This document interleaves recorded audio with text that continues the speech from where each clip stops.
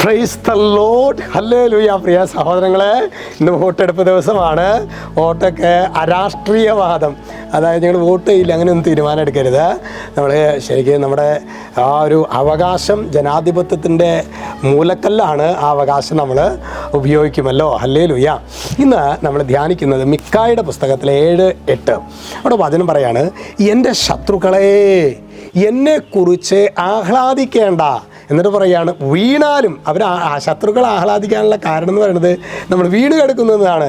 അവിടെയാണ് ശരിക്കും ഒരു വിശ്വാസി പറയാണ്, വീണാലും ഞാൻ എഴുന്നേൽക്കും, ഞാൻ ഇരുട്ടിലായിരുന്നാലും കർത്താവ് എൻ്റെ വെളിച്ചമായിരിക്കും. എൻ്റെ ശത്രുക്കളെ എന്നെക്കുറിച്ച് ആഹ്ലാദിക്കേണ്ട. ഞാൻ വീണു എന്ന് കരുതി നീ ആഹ്ലാദിക്കൊന്നും വേണ്ട.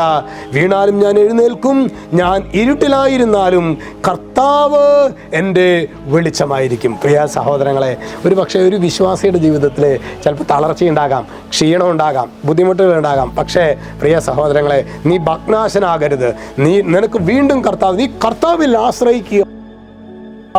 വീണ്ടും നിന്നെ പടുത്തുയർത്തും എന്നത് സ്വർഗത്തിന്റെ വാഗ്ദാനമാണ്. ഹല്ലേലൂയ. ആ ദൈവമായ കർത്താവേ, അങ്ങയുടെ വാഗ്ദാനങ്ങളിൽ വിശ്വസിക്കാൻ തക്കവിധം സ്വർഗത്തിന്റെ പരിശുദ്ധാത്മാവേ ഞങ്ങളെ ബലപ്പെടുത്തണമേ എന്ന് പ്രാർത്ഥിക്കുന്നു. രക്ഷിതാവായ യേശു ക്രിസ്തുവിന്റെ നാമത്തിൽ അനുഗ്രഹിക്കുന്നു, ഇപ്പോഴും എപ്പോഴും എന്നേക്കും. ആമേൻ.